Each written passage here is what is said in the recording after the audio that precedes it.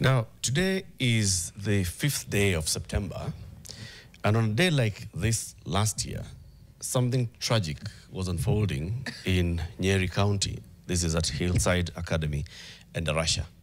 So there was a fire that started in the boys' dormitory, and many boys were injured. 21 boys died. The Daily Nation today has a fitting headline and a fitting photo of a tribute. Who failed them? For the parents, time has stood still. Every memory of Hillside Endarasha Academy bound into the horror and screams that filled the air on that fateful night of September 5th, 2024. A year later, authorities have no answers for how the school fire that killed their 21 children happened and why no one has been held to account. It gives that coverage on pages 4 and 5, and we also want to dedicate the next 1 hour just looking at what's been happening and talking about those boys. That's the headline as we show it on the screen. But let's start with looking at the 21 boys as we pay tribute to them.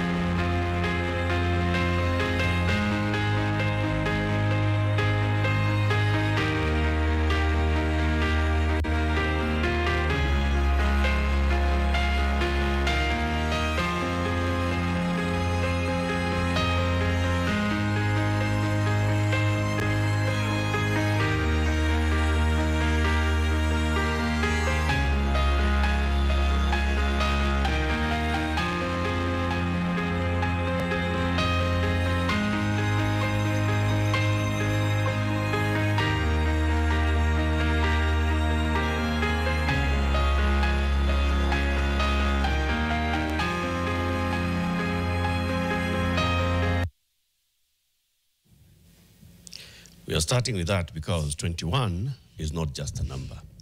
21 is names, it's names that have stories, names that have families that were left.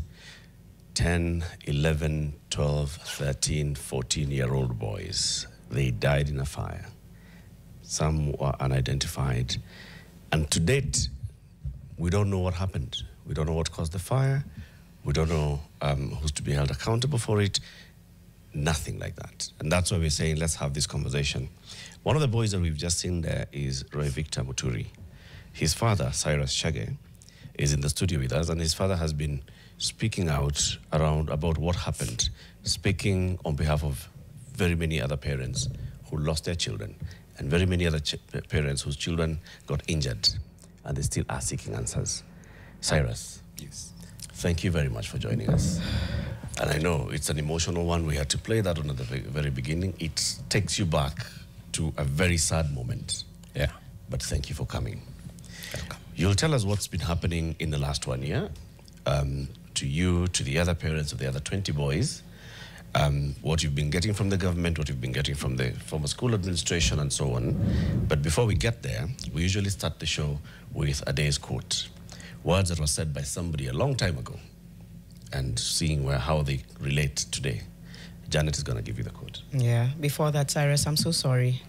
Condolences to you and everyone else who lost their beautiful angels. I know it's, as Eric said, it was really hard for you to watch that, but it's important that we honor them. Yeah. The quote is said by somebody from Guinea-Bissau, and he once said, "Those who forget the past sell the future. Those who forget the past sell the future or betray the future." What comes to mind when you hear that?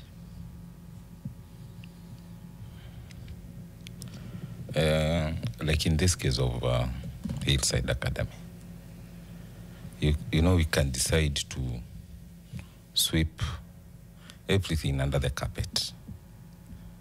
But we don't know what will happen tomorrow. We still have other kids that are in school. And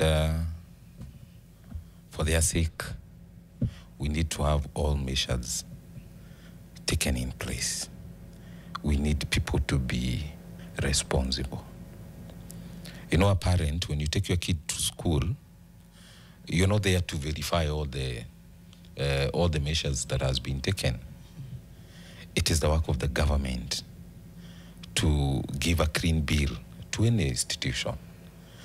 And in my case, this story should not happen again.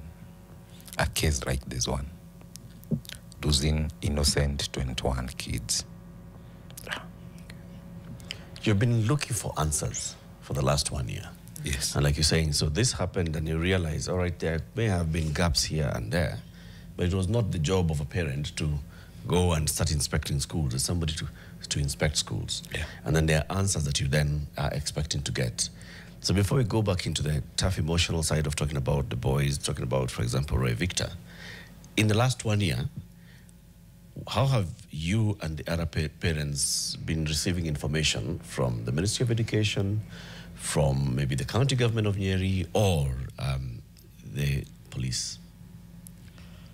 To tell you the truth, those boys passed on 5th. The last 2 kids that we buried them on 28th. So those are about 23 days, 3 weeks. At that point, government was, according to us, they were doing all the best they can. They were assuring us that everything will be okay and the investigations will be done. And if you went to that school, Hillside Endarasha Academy, you would see the whole office, the whole government, the DCI and the officers were there. And they were not leaving any stone unturned. And one of the assurity that we got from the DCI is that they are going to do a thorough investigation. And we stepped back. Because even the president himself had issued a statement. But I want to assure you that immediately we buried our kid, nobody has ever talked to us. Not the school, not the government. The only thing the school did was to do a text that we can go correct belongings of our kids that were not banned. And they refunded the school fees. Nothing else. 1 year down the line. Nothing at all. Nothing. Nothing. And when you follow up, are you told the same thing? We're looking into it, even according to the newspaper article today. It seems like you're just being taken around in circles. What are they saying now? You know what they did? You know, there are some parents who would follow up with the different regional commissioners, the DCI at the county level. But they were being told that the report is at, the file is at the headquarters. We cannot get to the headquarters. The director, Mr. Nyuguto, was our friend. By the way, I have his contact. We used to talk. And immediately we buried our kids. He does not receive our calls. He does not. Later, through the help of Kenya Human Rights Commission, we did a demand letter so that we can get the report. But they went silent, up to date. Yes. Okay. What do you think could be causing all this? I mean, so here they are. I remember actually, just like you're saying, the entire government machinery moving there, the director of homicide, Nyuguto, going there and not leading this charge of investigations. Like you're saying, the president saying, we shall leave no stone unturned. And a whole of communication coming from the ministry that we want to establish what happened here, but also look at all the other schools across the country to understand what happened. If they have not taken any steps beyond this, as far as you know, what do you think the reason is? That is also a big question. Because our issue is, what is the interest of the government? Because to me, it's like people thought this is a Rocco school. The parents are also Rocco in quotes. So if we bury our kids, they forget about it. Either somebody is praying behind the scene. And I think they never thought that this story would go this big. Somebody is holding the report. Yeah. The school you mentioned has only contacted you since to ask you to collect the belongings that were not burnt. Yes. Beyond that, there's been absolutely no communication from the school. No communication from the school. Not that is incredibly jarring. You know, the school is still on. Yes. The only thing that was closed is the boarding section. Yes. So the school is still on. And the funny thing they did, on their buses, they removed the word Hillside. Most of them, they don't have, especially those buses that go beyond the area to go correcting kids. The word Hillside is not there. So now they just say Endarasha Academy. Yes. It's a form of like erasing It is. what happened. And again, just the conversations you've had, it also seems there's been even no space to honor Nothing. those who passed away. You know, I inquired if they're going to have a memorial service for those kids, even if they're not going to invite us as parents, but they need to honor them because their classmates are still there. And there are some parents that they still took their kids back there because it's only, let's say, the only school, a private school in that area. Now, we were asking ourselves, if the school, if this was a normal accident, why should the school fail to have a memorial service for their kids? Because they are their kids. And that is our big question. Yeah. But the school has never communicated to us. Isn't that a sense of accountability? And maybe we can go into just understanding the what, because again, I'm just referring to this article because they say we don't know if it was accidental, if it was arson, if it was negligence. Do you have any clarity on exactly what could have happened? Because again, a lot of this sounds like a lack of accountability, like a fear. Does that then speak to the reasons behind what could have caused the fire? One thing is, we as parents, we see negligence. Because the boys had one dorm. And in that one dorm, there was a cubicle for a caretaker. They used to call him Anko. The work of Anko was to wake those small boys, those who wet their beds, sometimes during the night. And one thing that we understand, because when I took my boy to be a boarder, that was Ari last year, because it was compulsory that when you get to grade 6, you must become a boarder. And as a parent, you were taken around the dorm. By then, you used to go there and even see the bed of your boy. And we were shown that there is an adult who always sleeps with those boys. But when they opened the school that time, by then we opened the school 1 week late. There was an issue with the communication. Instead of the director now writing the real date of opening, akaongeza 1 week. So we opened the school 1 week later. I understand Anko never reported to work. Those boys went to school on Tuesday. He was not there. So on Tuesday they were alone. On Wednesday they were alone. And on that fateful night, Thursday they were alone. But the girls, their dorm is adjacent. There was an adult there. But for our boys, there was no grown-up. The other question that comes in, this fire broke at around 10:30 at night.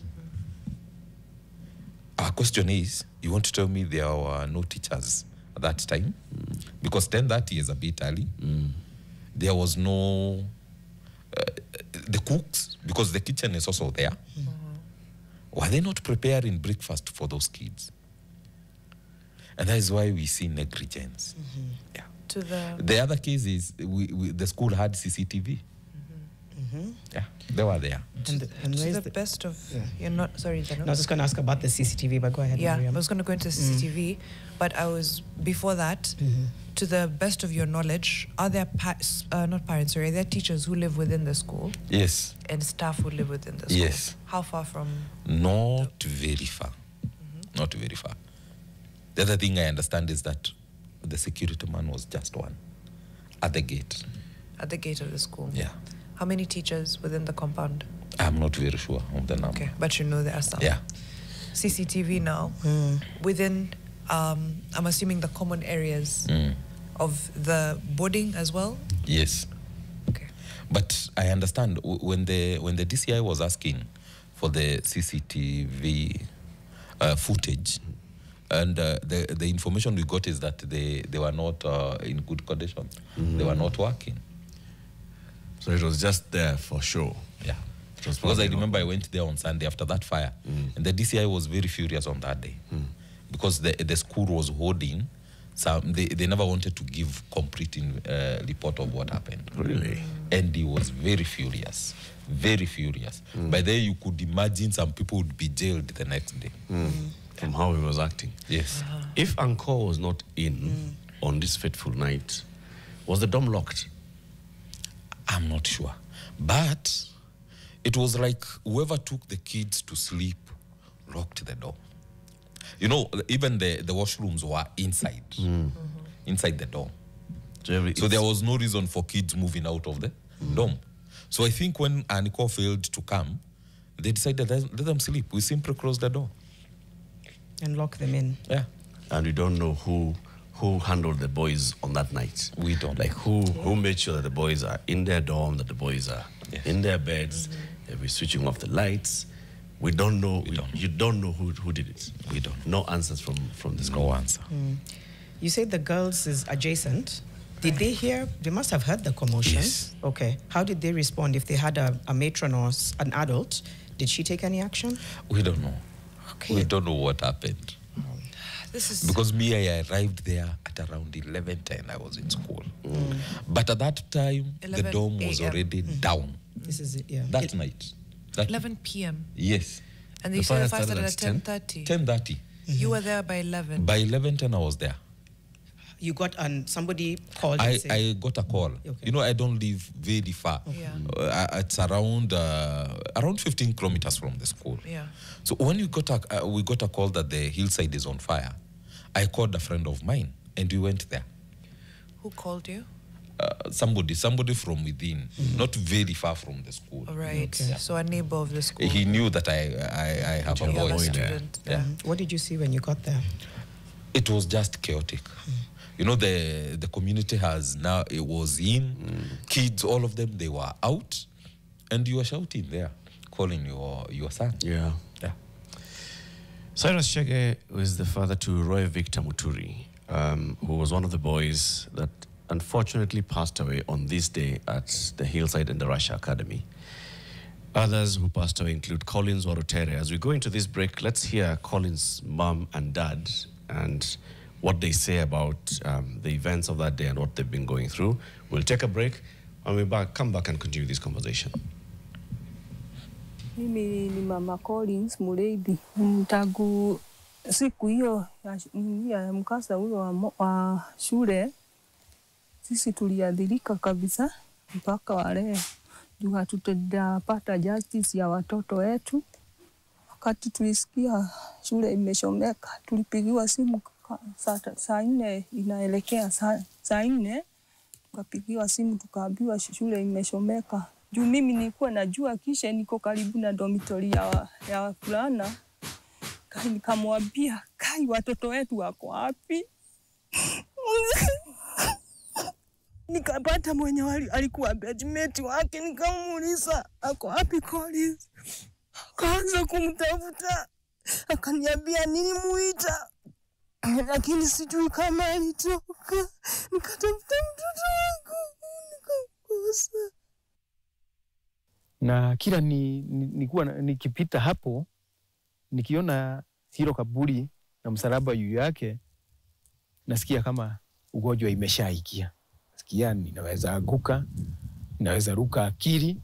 Kwa hivyo nikaona badala ya kuumia, huu msalaba nikang'oa, tena hiyo kaburi nikarairainisha. The thing has touched each one of us negatively. Na isipokuwa ni Mungu, tungekuwa tumeisha. I can remember immediately after the incident, akili zangu mimi zilikuwa zimeruka.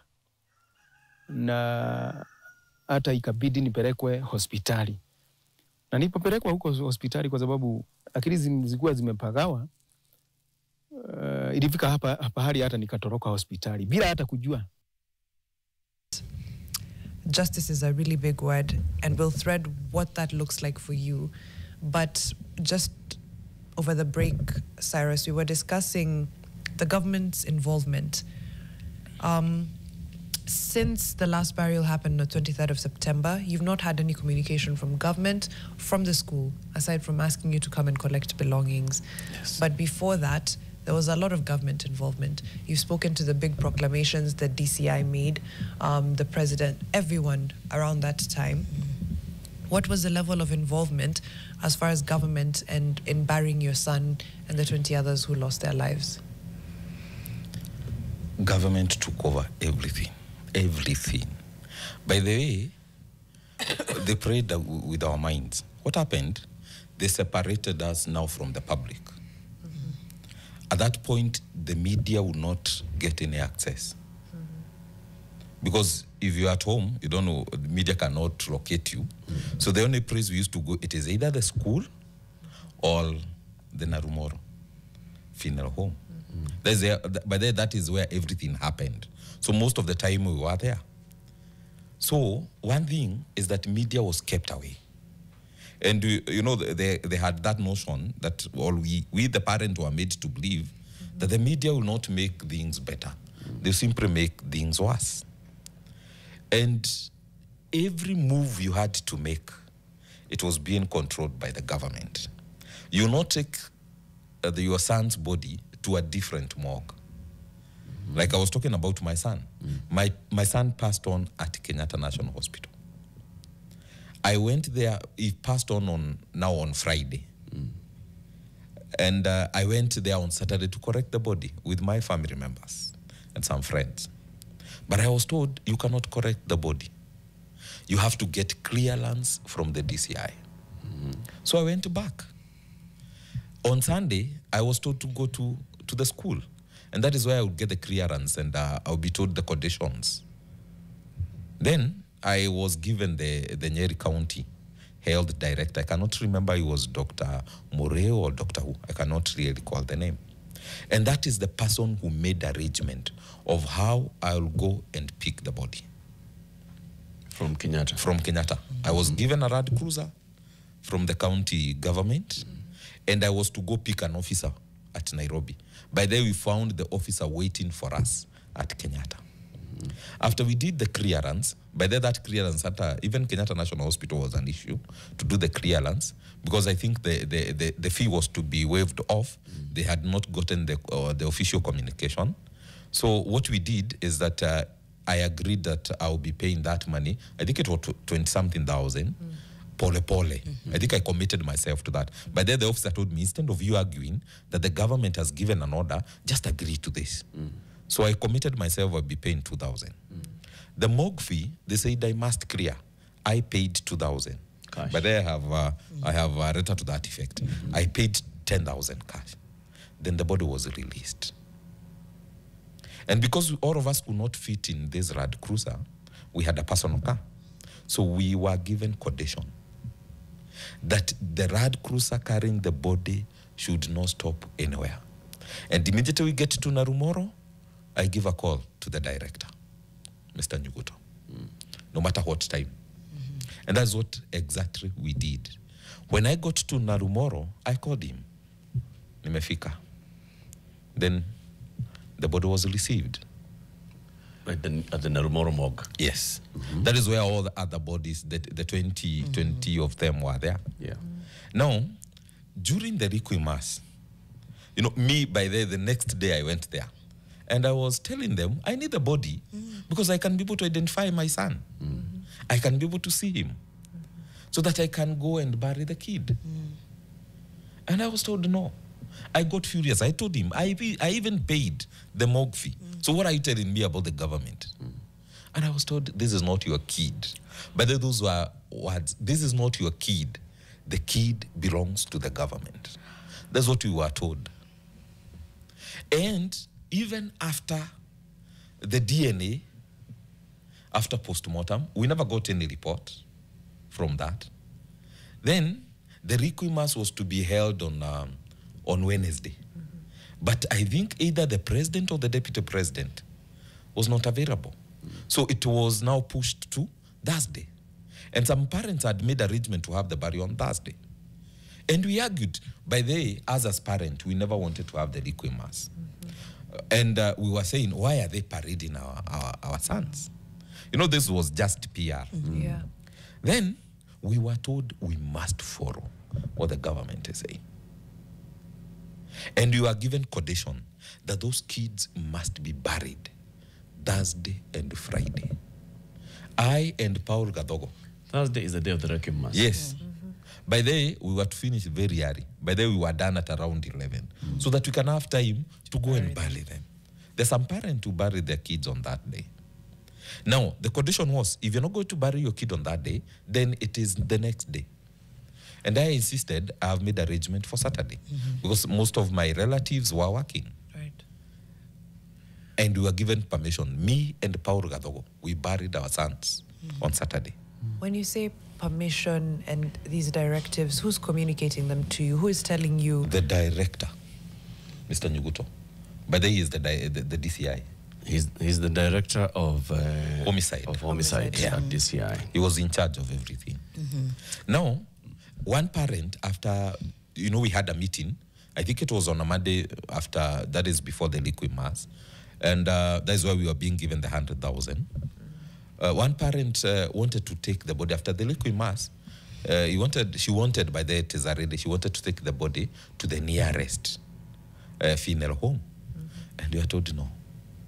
After those boys were friends, let them remain there until the last day. That's the funeral home in Narumoro. The funeral home is the one that said that. And that, by the way, it started being operation on that day. And immediately after we are done, it was closed. Yeah. It's not an operational funeral home. It is under construction.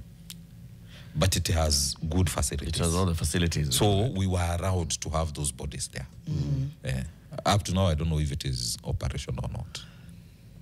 So at that point, you probably had no idea. As you reflect now, what do you think was going on? Why do you think there was all that micromanaging? And because at that time, I know there's shock and, you know, but now when you think about it, what do you think that was about? We know, we figure as if they were hiding something. By that today, I regret. If I knew, I would not have buried my kid. Because we never had even anybody thinking that we can have our private pathologist. We never had one. We have not gotten everything. Nothing. Cyrus, there's some parents who needed to have DNA to identify their bodies. DNA was done for all the parents, the 21 of us. All of you. Yes. You had to do it, right? Yes. And those, how many were unidentifiable? I don't know. We have some parent who never saw the body. You're just given a bone. And, you know, it was done in such a way that bandages, alafu inakaa as if it is a body. Yeah. But just a bone. You know, when you meet as parent, at one point we met, and one was saying, even if I never buried my son, maybe you buried my son and I buried yours. Because we are not even very sure, You're not sure if DNA was done. You're not sure how the matching was done. Yes. Samples were collected. Yes. But beyond that, You don't know. You didn't have your own representative We never had. in this process. Yes. So you're not sure whether, for you, because your son died at KNH, you say you saw the son when he was still undergoing treatment. So there are some who are able to identify. there were some who were able to. And then there were some who were not able to Yes. at all. You mentioned about some financial support that you were getting from the government during this process. How much was it and what was it for? What we got from the government is 100,000 each and every family to cater for the burial. That's what we got. But I've said government took care of the morgue fee and the casket and the flowers and the hearse. Yeah. You spoke of Paul Gadogo, whose son Timothy Weru was among those that died on that day. Yes.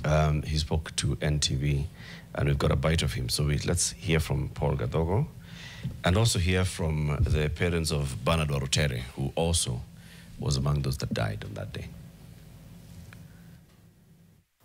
Timothy Weru, who we lost last year, a night like today.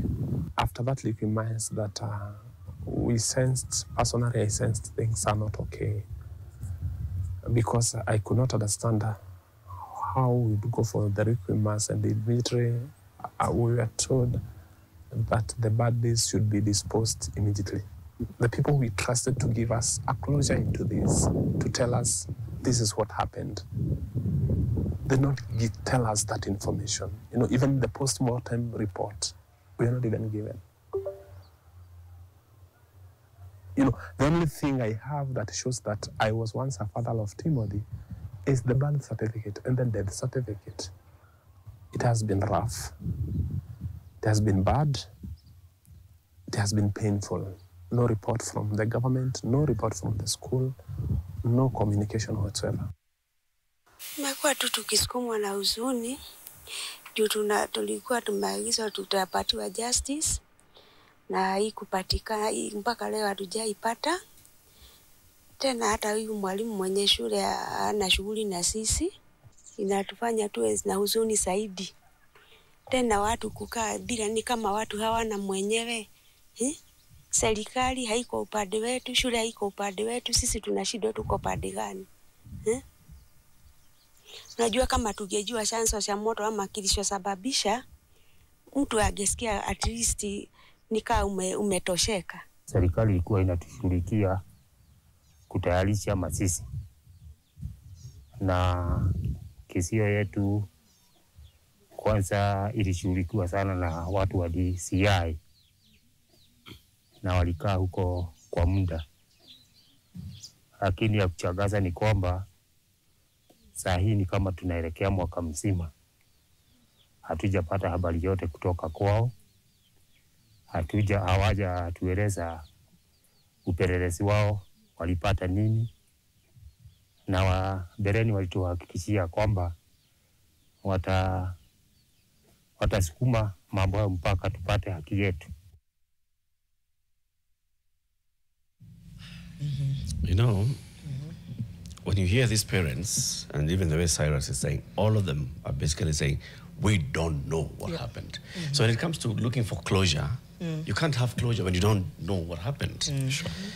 And I want to take you back to 2019, September 23rd specifically, Gando Ward, Dagoretti South constituency, a school that was called Precious Talent Academy had wooden and iron sheet two-story classroom. It collapsed. When it collapsed, 7 children died, 64 others were injured and were admitted to hospital. And, you know, it raised the whole issue about school safety. How did you have a 2-story school, that is Mabati school, with kids in it learning? The government, then CS for Education, Magoha, said, let's close this school. Let's do an entire audit of all school facilities across the country. And we check safety. In fact, some schools were closed across the country because, you know, they were found not to be unsafe. So you'd expect that since that point, then, in terms of checking quality and standards and safety for schools would be high. 2019, 2024. Fire happens at Endarasha, and you still have all these gaps in terms of questions. But more importantly, you don't have a report. You don't have a report from Endarasha, what happened in Endarasha. You don't have a report of what had happened years earlier at Precious Talent School. This is how the government basically just treats some of these things, investigations. So it's not a new thing that the government did last year or has done. This is how the government has been treating it. On my hot button this week, on the last one, I said, we as adults are letting down our children. Because we sit back And we see, yeah, it happened in Precious Talent, yeah. It happened at Hillside Endarasha, yeah. We can just pass by as the school has basically been renamed. The name Hillside Endarasha is no longer there, but it's still a school and it's operating. When the Daily Nation team visited this school this week, the name Hillside Endarasha Academy has been erased from the gate, and a stranger would easily pass by without recognizing it. It has also been removed from the administration block. Some employees were busy erasing the name from school buses. Whatever remained of the dormitory after the deadly inferno has been cleared. This site is fenced off with iron sheets and painted blue and white. We are erasing and moving on. And yet we will never move on. Yeah. Because we'll forever be haunted by these. And you're right, there is that element of, let's move on. Right. You know, nobody has been held accountable, I don't think. And even before, you know, I really want us to commemorate these boys, and I really want Chege to just commemorate his son and honor him. Before that, though, what happens next, Chege? What kind of action are you looking at taking? It's been a year. There's more questions than answers. What are you as parents and some of the groups that you're working with, what action are you looking to take going forward? Chano, just before he answers that, sure. I'm realizing I had a very different idea of what this coverage would look like. I thought we would be threading the timeline of what happened, what went wrong, how it went wrong, what gaps existed, who is being held accountable. And I'm realizing we're nowhere near that. Yeah. It's complete erasure. So when you say what next, I'm like, we don't even know the what happened. What does the what next look like? That's a very fair point. But what are we threading instead? We're threading the lack of clarity and closure. No, I would love to hear what next from Cyrus. Yeah. I was just thinking out loud. Yeah. We don't know what happened. I thought we would be saying the fire broke out at 10:30 because this and this happened. The gate was locked. It shouldn't have been locked. This is who is being held accountable. Yeah, that's or true. it wasn't. That parents received calls from neighbors of the school as opposed to from the school itself or from the authorities. Those are the conversations you would think. Yeah, you'd be having. But Cyrus, that's a great question. What next, given that even at present, you don't have answers for the most basic of questions? No, because we have failed to get that information from the government. The only thing that we can do is now go into the corridors of justice. And that is where we are inviting the different organizations to come in, because they are our kids. And that is now how the Kenya Human Rights Commission are coming in, because that's the only thing we can do. But now we feel that the government is lacking the goodwill, because later the CS Mokomen talked about having a public inquest. And we're asking ourselves, after 1 year, the government machinery was in that school. You want to tell us they never got information?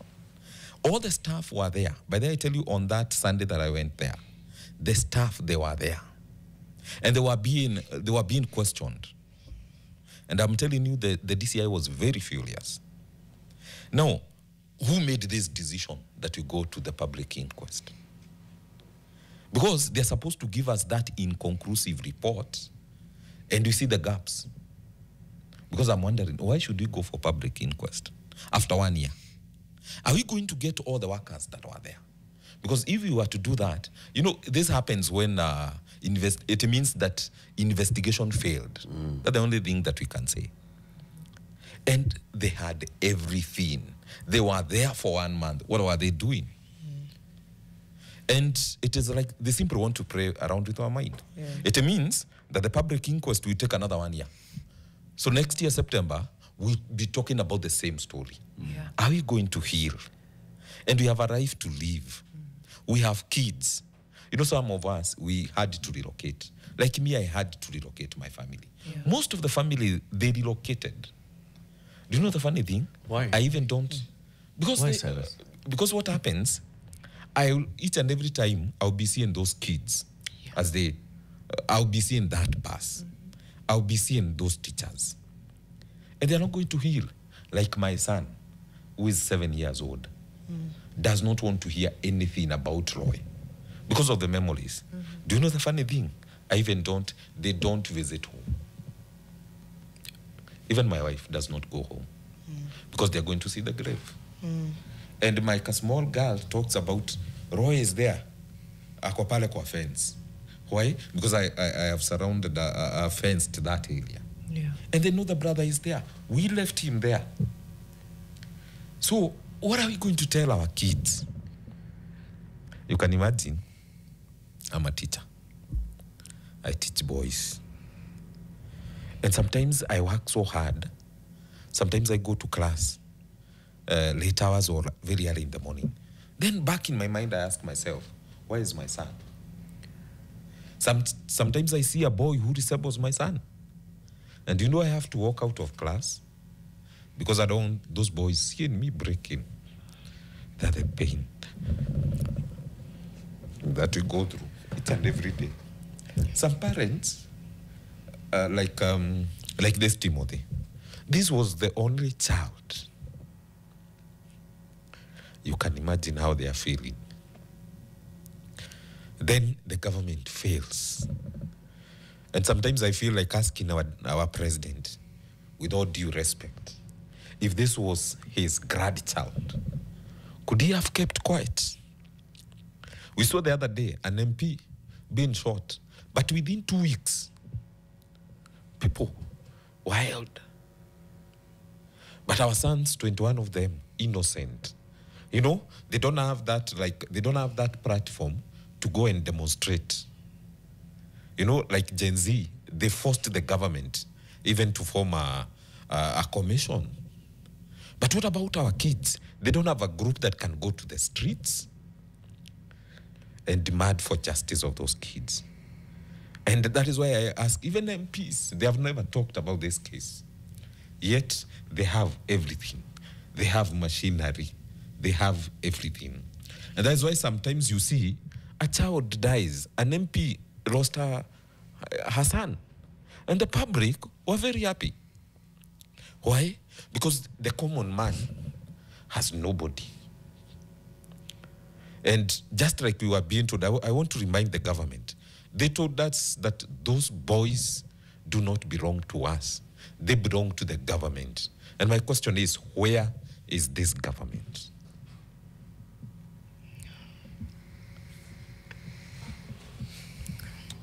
It's a powerful question to ask, Cyrus. And pole sana, Cyrus. I don't know. It's so heartbreaking that you don't have the answers. You can't even begin the process of healing. You're absolutely right. A year from now, it'll be another public inquest, and you will not have had the time to heal. Yes. It's not linear, but still. I don't know why we are where we are. It says a lot. Yeah. The fact that everything about the burial of those boys was controlled, and it was, you know. And the funny thing, those boys, but if you get the story from the parents, they were special boys. Special in a way, they were the best in their classes. Ulikuwa unapata wanafuatana number 1, 2, 3. 1, 2, 3. They were the prefect in that school. They used to excel even in co-curricular activities. Like my son, that second term, he was at nationals, music competition. Very brilliant mind. By the way, we lost great men. Yeah, I know. Great men. I know we need to wind up soon, Cyrus. And if you can, just in 30 seconds or a minute, how do you honor your son? What do you miss about him? What do you remember most about him? I miss the smile. I miss that good morning. You know, this was a boy that would motivate me to wake up and go hustle. And we miss them so much, so much. And even today, we have a memorial service. And we're just there to celebrate them. Even if the school, the government does not celebrate them, we are going to celebrate them. And even at their death, we are still proud of them. Yeah. Thank you for being here. Roy Victor Muturi and all the other boys should never be forgotten. And answers ought to be sought. One of the parents, Timothy Gekonyo, and you've just talked about him here, whose son, Brandon Mogo, died, says, I have pleaded with politicians to intervene on behalf of the families. I have been in and out of government offices many times, and of course, no answers. As we conclude this conversation right now, let's go back into looking at these 21 boys, who they were, their photos, and their photos are of some of the happiest moments that they had when they were here with us.